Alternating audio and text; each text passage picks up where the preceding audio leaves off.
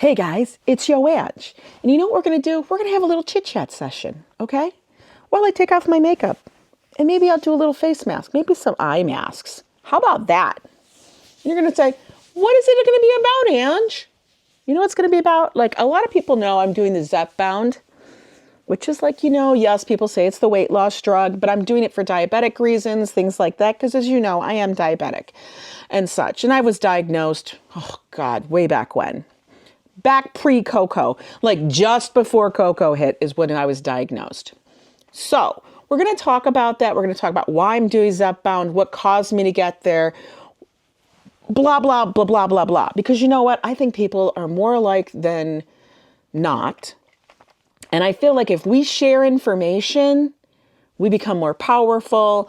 We are more apt to do and make the right choices and such, because people's experiences, I feel like we make the wrong choices when we have very little experience on things. And that is when I was diagnosed with being diabetic. My A1C was 7.4, okay? 7.4. If you look that up, and now, if you guys don't know what an A1C is, I'm going to give you a quick little tutorial. An A1C is basically your 3-month blood sugar average, okay? And they give it some diagnostic numeral and stuff, and they give each little number like a certain thing, like what is a normal A1C? And people will tell you, here, I'm going to pull up my little printable chart. How about that? I'm going to put it up here, guys, for you guys all to see the one that I personally use. Now, this is not a chart that doctors will give you because it's not going to be labeled like this, okay? Here's the thing. Doctors will tell you when you're like at 5.9, 6, you're pre-diabetic. Okay, I know that's what they have to say because of their, what are their parameters are as a doctor. But honestly, there is no difference between being pre-diabetic and being diabetic. That is just the truth. Because let's just be real. If somebody told you you were pre-diabetic and then someone told you you were diabetic, which one of those descriptive words would you take serious? The pre-diabetes or the diabetes? I'm going to tell you right now, if somebody told me I was pre-diabetic, let's just be honest with all of ourselves. You're going to say to yourself, self, I'm pre-diabetic. If I continue to do what I'm doing, pretty much, and I'll add a salad here and there, I'll be fine, right? A lot of people think this. And a lot of people do that. So that, we're going to get a mask out. I don't know which one we're going to do, but we're going to get a mask. I got a lot of stuff here on my floor, but we're going to do it. So when I was diagnosed, I was full-on diabetic. How did I get diagnosed as being diabetic? I went to the doctor. Had to go to the doctor for a medical checkup.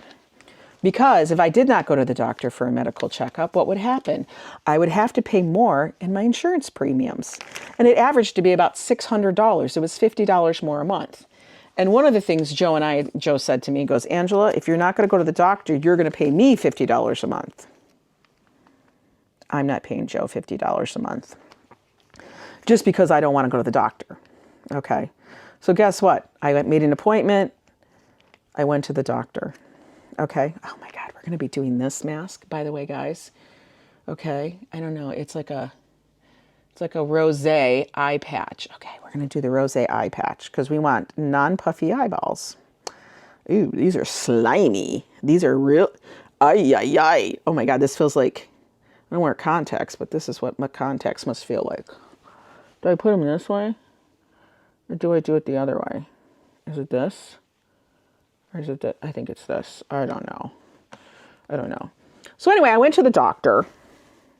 They did all my tests. The doctor looked at me like, I'm going to tell you, she just knew. Like she must have known because she ran all the damn tests she could on me. Okay. I don't know. Maybe it's this way. Because this feels like it's really going up in my eyeball. No, it is that way. God dang it. You don't know how to put an eye patch on. Oh my God, girl. Get your shit together, Angela. So anyway, she must have known because she ran every damn test. She took my blood. I mean, it was like, honestly, I think it was like 6 or 7 vials to be run on different tests. Oh my God, that was messy. Okay, so she took all these vials of blood for me. I felt like I was a pincushion. But you know what? Hadn't been to the doctor in years. Years, I'm telling you, years. Like probably almost a decade, at least.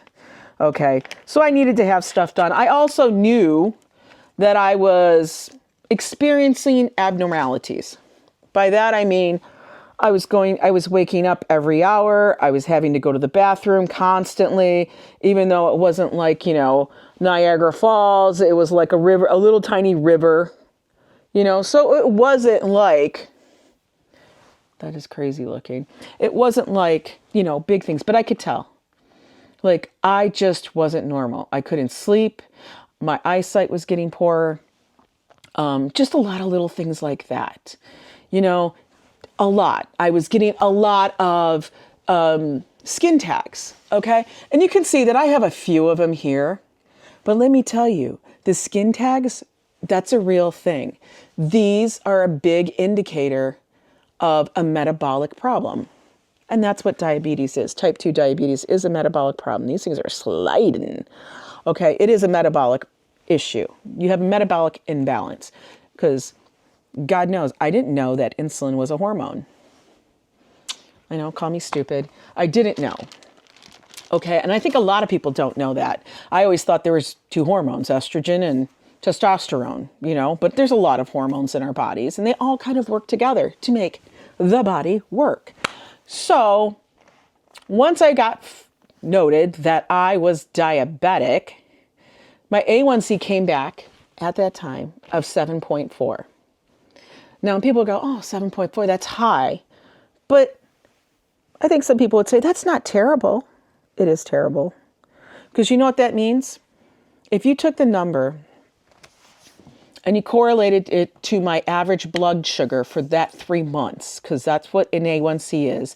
That's how long it takes your body to replenish its entire blood supply.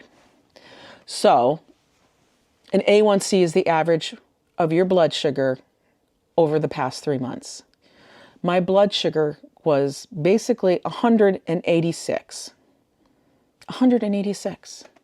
A normal blood sugar is between, on the very low end, 65 and 100.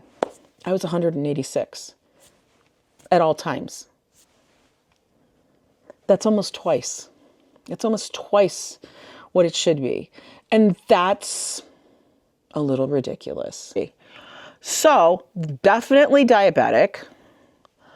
And at that time, my doctor said, you're diabetic, blah, blah, blah, blah. Your vitamin D is plummeted, is bottomed out, which is very common for a person who's diagnosed as diabetic because your body cannot process it.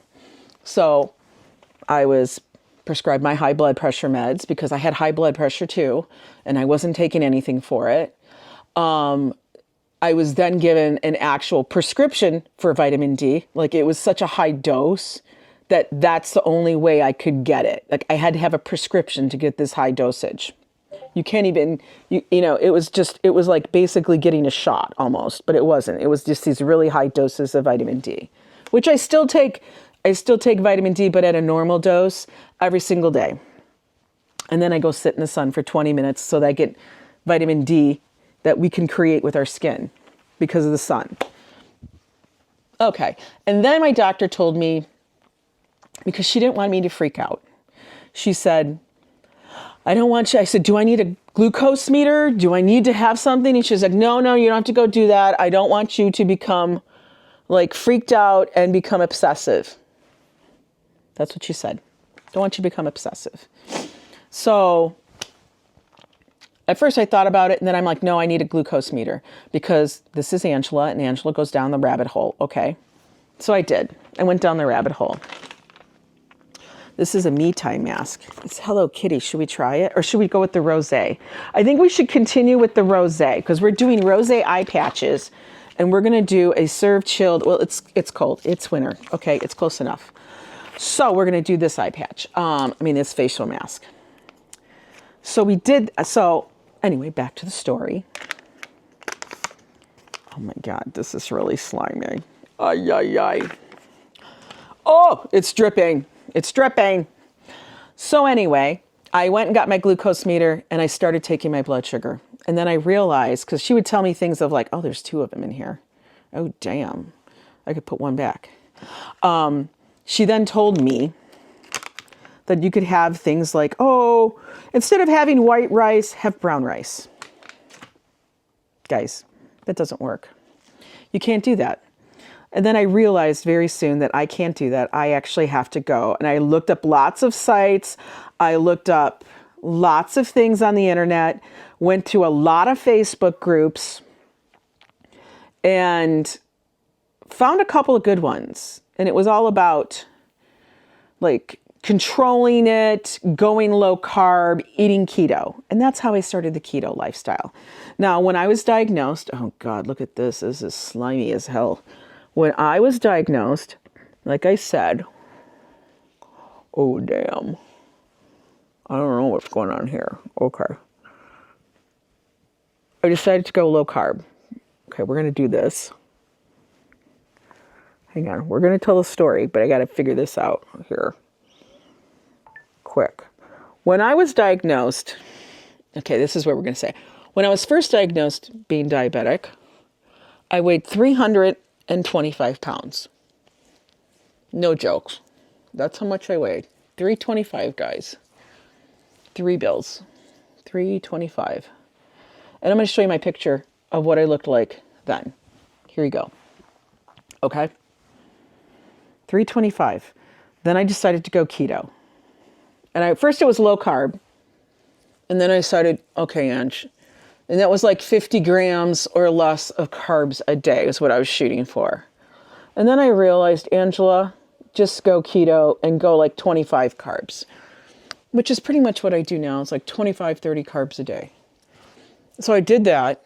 And I'm going to tell you, like, I lost a lot of weight and it was just coming off because I was eating. And what is keto? Keto is basically above ground vegetables and meat, protein. Okay. You can eat meats, you can eat protein, fats. You can have fats. Okay. So that's what I was doing. And it was working fabulously. 3 months later, I went in. My A1C was pretty much headed towards normal range. Blood sugars had dropped drastically. And I felt so much better. Inflammation was going down, all of that. It was great. My doctor was impressed. She realized, because she had originally suggested me to go for gastro, to get a gastro sleeve, gastric bypass, anything like that, to try to get the weight off. And I was adamant that I was not going to do that because I had a lot of friends and families that have done this, and then they ended up with lots of complications. And I just didn't want to alter my body medically, like actually physically alter my body to do that. So I chose not to do that. And I thought, I'm going to do this by myself. I'm going to control it. I'm going to do it with diet and exercise. I'm going to eat well. I'm going to exercise. And I would get up every morning and I would go for at least a mile walk just to get my body started, and that's how it started. And then I started doing YouTube because I was going for walks anyway. And I don't know, it kind of worked out. It was fine.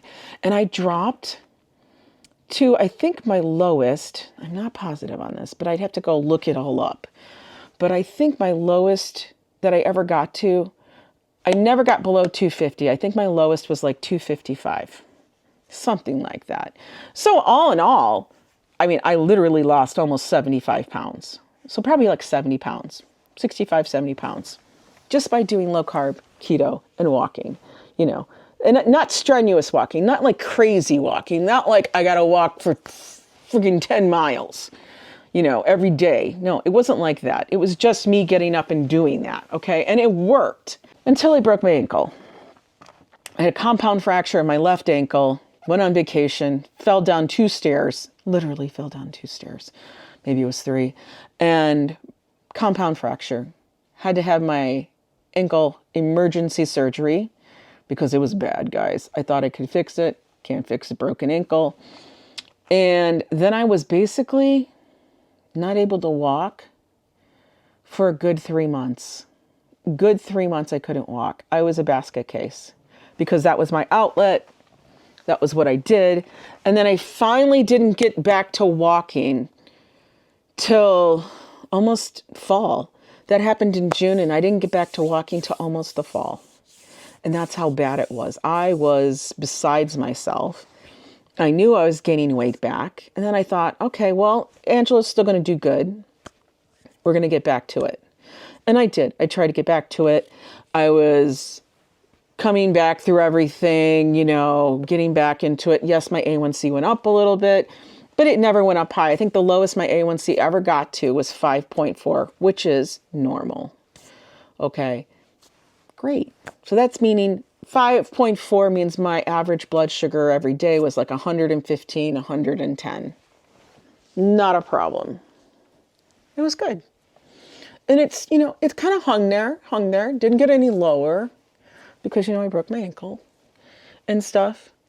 But then it started to slowly climb. And it's now been over 2.5 years since I broke my ankle. And every single time I went and got my A1C, it would be up a little bit. It'd be 5.6, 5.8, And then this last time I knew when I was going to go into my doctor because I've really been trying to make sure I eat properly. I did not think I had food noise.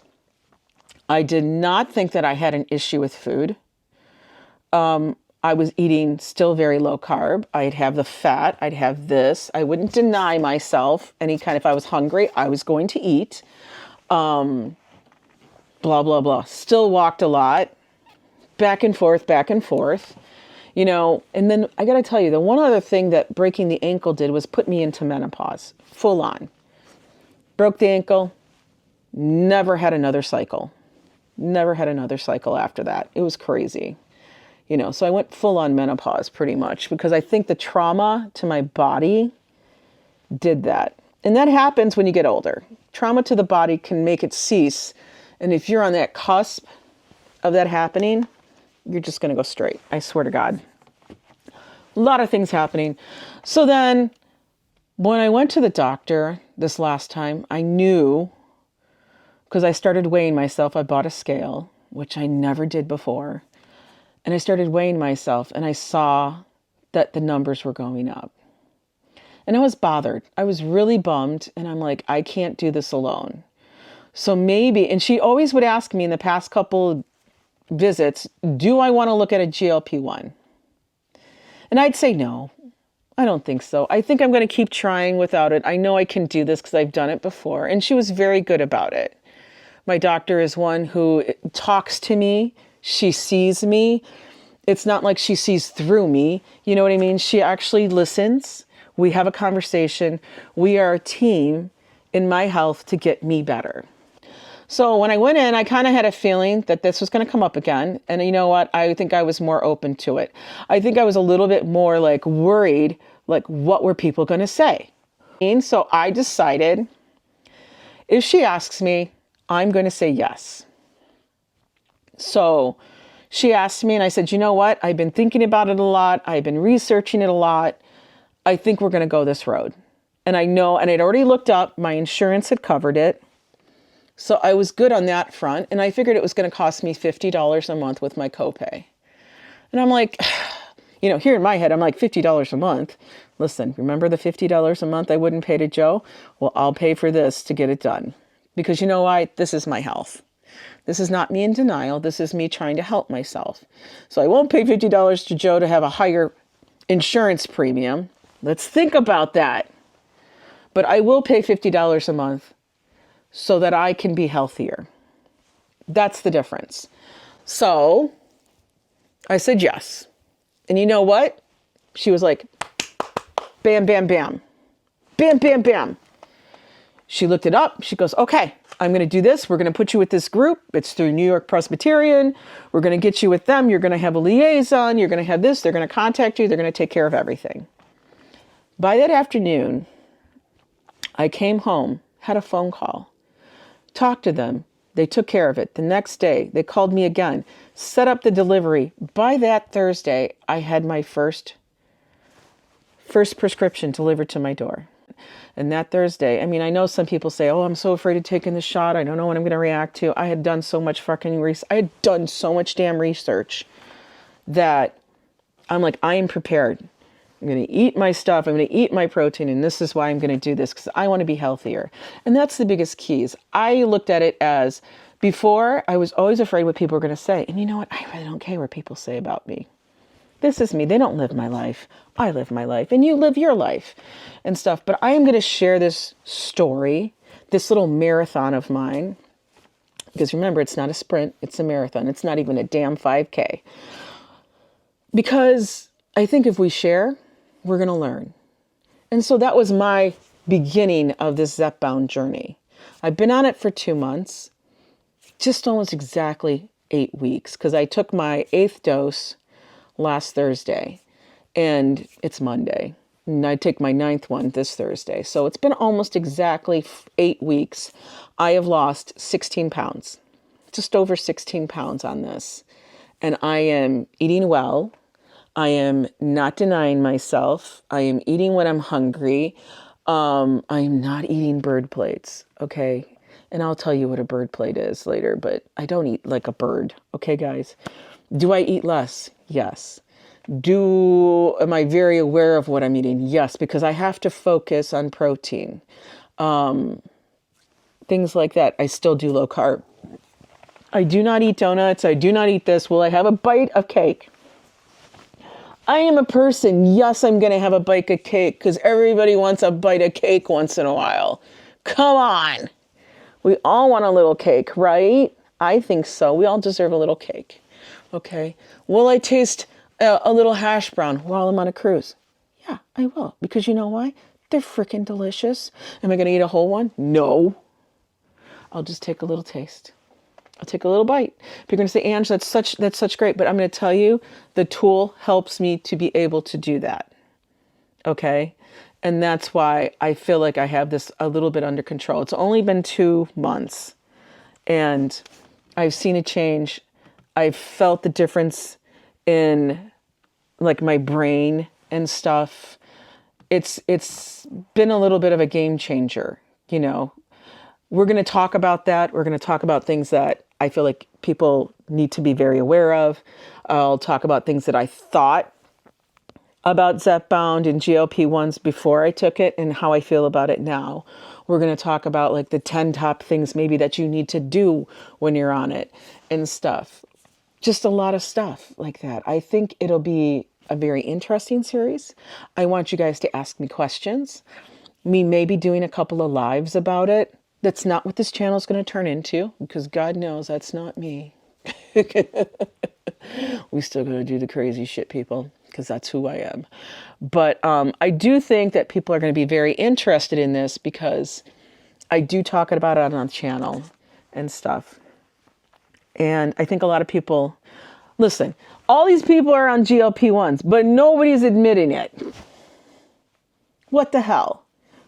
Somebody's on it. Somebody's on these GLP-1s. Okay, let's see what we're doing here. How'd this turn out? Ooh, ooh. Oh, look, it's falling off. Well, we got one. Oh, the other one came right off. The other one came off with the mask. Those are very jelly-like. And then you're supposed to rub it in. Ooh. Oh, God, do I look like 20 years younger? Maybe 5. I don't know. But yeah, that's the reason why I started. It's not because I want to become a size 10. What do you want to become? I don't know. I don't know where I'm going to end up at. I just want to be healthier. I want to be the best version of me. I want to be me. How I actually, you know how we have that view of who we are? And then we look in the mirror and we're like, holy hell, that's not me. That's not who I am. I want to be able to look in the mirror and say, yeah, that's who I think I am. Do you know what I mean? Because we have that weird thing that happens. Like we look at the mirror and we don't see us for who we are. And then when you take a really good look, you're like, oh, damn. Listen, I want to match up the visual with the reflection. And I feel like we're going to get there. I really do. I feel very positive about this.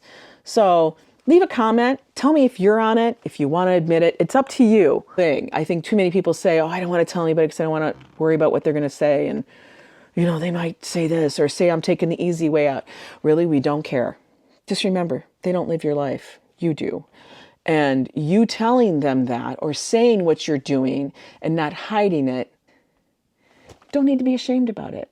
It's a tool. You wouldn't tell somebody who takes high blood pressure meds, damn, you're taking the easy way out. Would you?